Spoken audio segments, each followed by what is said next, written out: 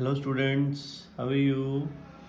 Students, in my previous video we had completed till here two pair of limbs.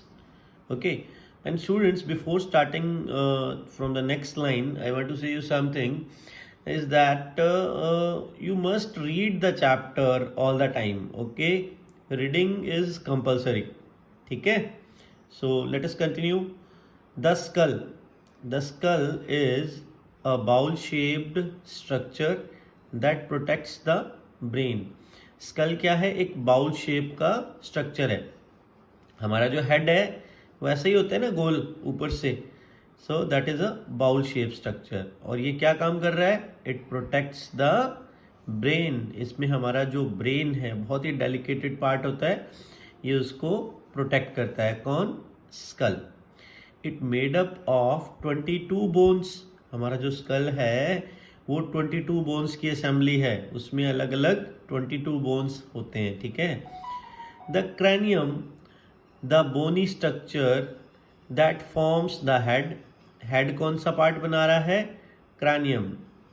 Consist of 8 bones. ये जो cranium जो structure है ये 8 bones का बना होता है.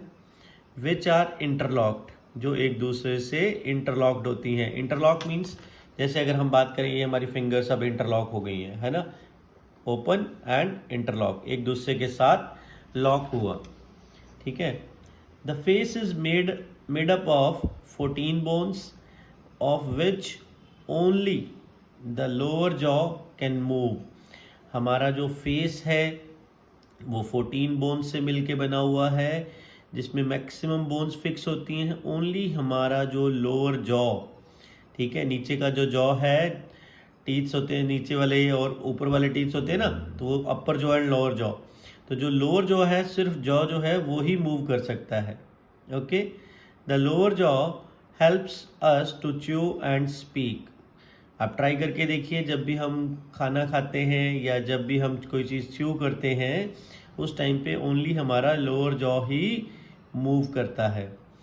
द बैकबोन और spine consist of 33 small bones known as vertebrae. हमारी जो बैकबोन है उसको हम स्पाइन भी बोलते हैं. द बैकबोन और spine consist of 33 small bones. कितने नंबर ऑफ बोन्स से बनी होती है बैकबोन? 33. और इसको हम क्या कहते हैं? Bones known as vertebrae. It forms the main axis of skeleton.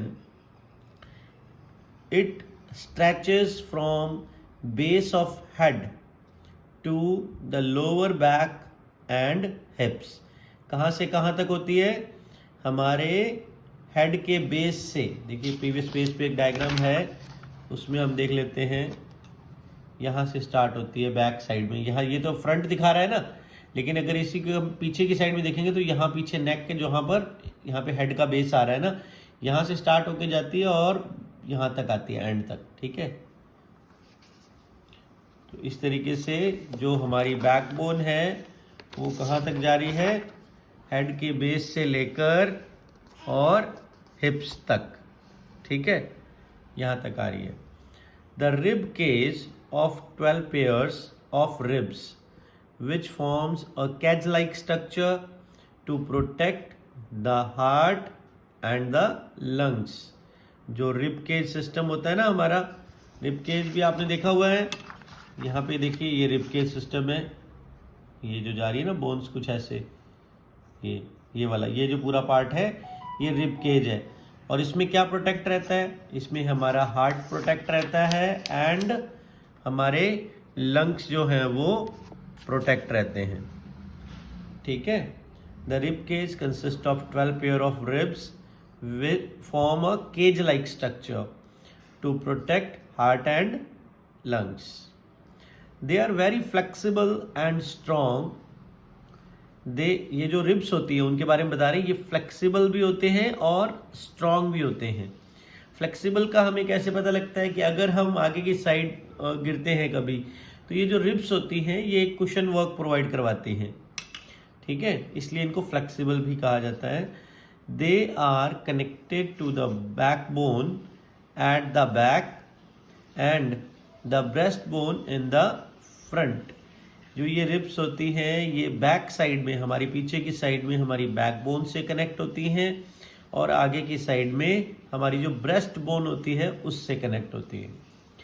The last two pairs of ribs are called floating ribs because they are joined only to the backbones.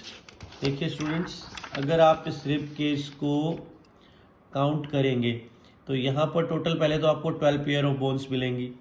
फिर उसके बाद में ये जो पीछे की साइड में बैकबोन है, यहाँ से देखिए पीछे की साइड में बैकबोन से कनेक्ट हो रही है ना ये रिब्स की जो बोन्स है, और ये आगे की साइड में हमारी ब्रेस्ट बोन है, इससे कनेक्ट हो रही है। लास्ट की जो दो बोन्स होंगी वो पीछे की साइड बैकबोन से तो कनेक्ट हो रही है लेकिन आगे यहाँ पर इससे कनेक्ट नहीं होती। ठीक है, so that is called, those two bones are called floating ribs. Okay,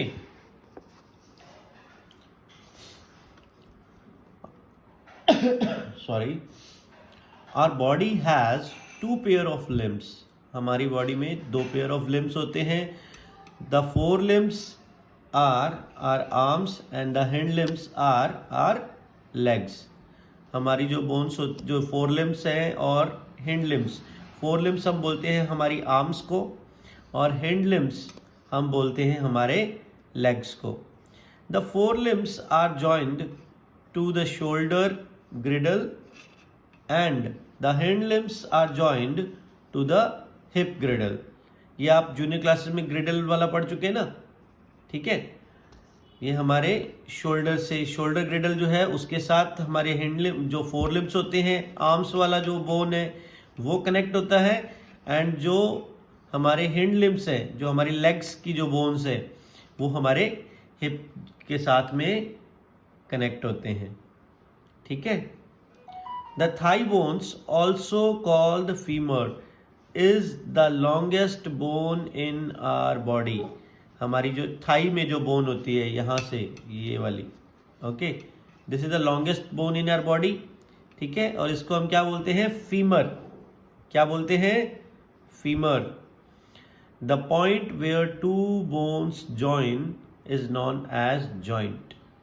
जहाँ पर भी कोई ऐसा पॉइंट जहाँ दो बोन्स आकर ज्वाइन करती है एक दूसरे को, उसको हम क्या बोलते हैं?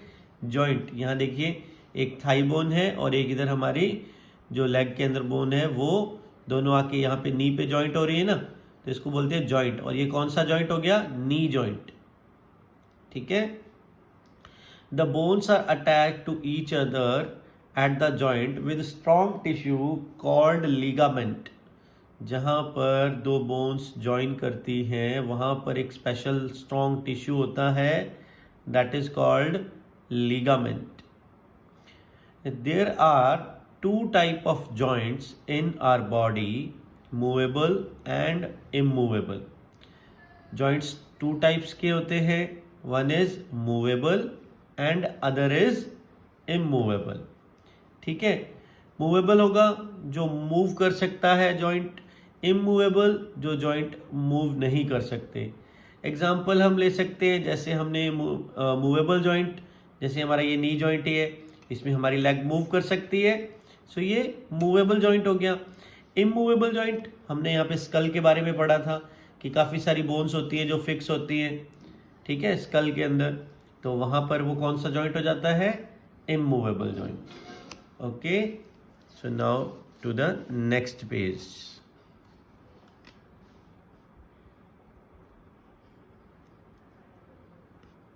Okay, so that is first of all immovable joint do not move.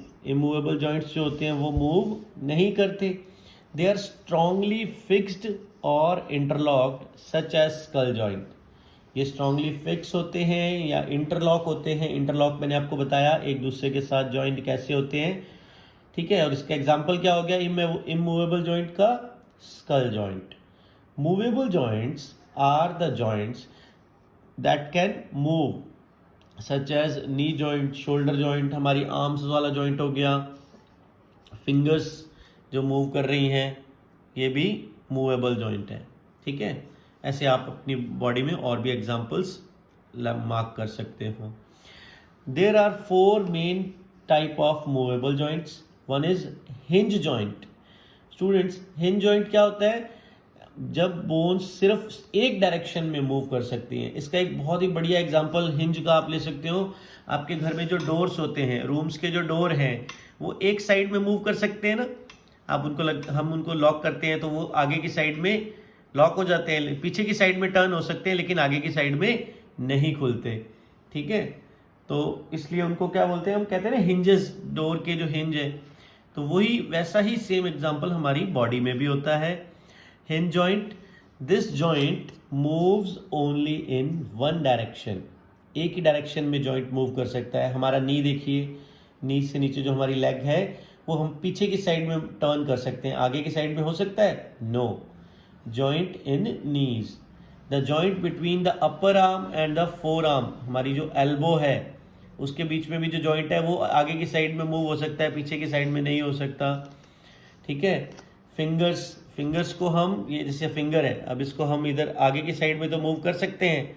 ठीक है, लेकिन इसको क्या पीछे की साइड में मूव किया जा सकता है? कितना भी इसको हम पुश करें नहीं कर सकते ना, पर्टिकुलरली. ठीक है. Look about the joint here. यहाँ पे देखिए, ये चीज़ आगे की साइड तो मूव हो सकती है लेकिन पीछे की साइड में नहीं. सो पर्टिकुलर ये जो जॉइंट हो गया, ये क्या हो गया? Hinge joint. Okay, this is hinge joint.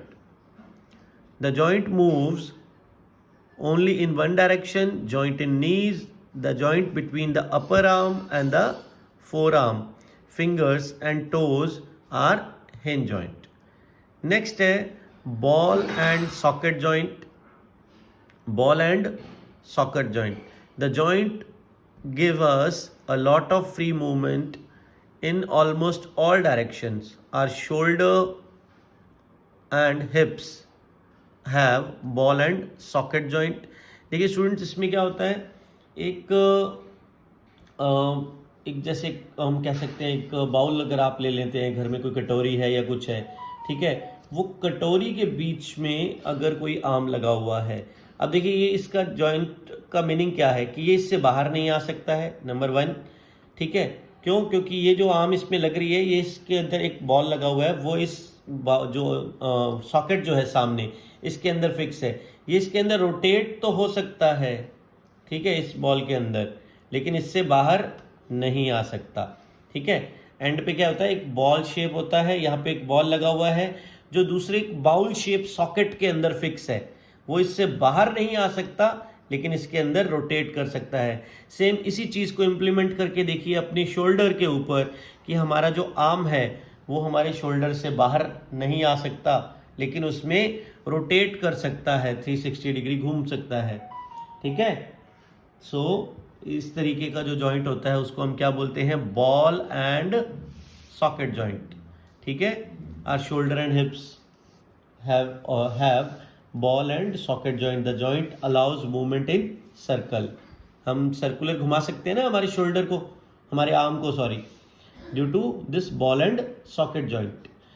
Pivot joint. In this type of joint, a ring rotates around a pivot. It is found between the skull and the first two vertebrae of the spine. It is this joint that allow the movement of head in all direction. अब देखिए यहाँ पर जो ये इसमें ball joint में और socket joint में बहुत ही माइन्यूट सा डिफरेंस होता है. आपको ज़्यादा डेप्थ में नहीं जाना, सिर्फ ये देख लीजिए कि ये जो पिवट है एक किसी पर्टिकुलर एक्सेस पर ही फिक्स है और वहाँ पर ही उसके चारों तरफ हम आगे पीछे या सर्कुलर मूव कर सकते हैं. ठीक है. उसमें क्या था, एक सॉकेट होता है, उसके अंदर एक बोन जिसका आगे का पार्ट बॉल से वो फिक्स हो जाता था. इसमें ऐसा नहीं है. इसमें डायरेक्ट जो बोन है वो एक रिंग के अंदर फिक्स है और जो बोन है वो यूँ आगे पीछे भी घूम सकता है और सर्कुलर भी घूम सकता है. ठीक है. सो दैट इज, और इसका एग्जांपल क्या है, हमारा नेक. ठीक है. नेक में हम नेक को रोटेट कर सकते हैं ना, वो हमारा पिवट जॉइंट का एग्जांपल है. ठीक है, कि हम नेक को आगे पीछे सर्कुलर हम रोटेट कर सकते हैं due to this pivot joint. Next है gliding joint. in this type of joint one bone slips over the other allowing some movement. We have this type of joint in our backbone and wrist.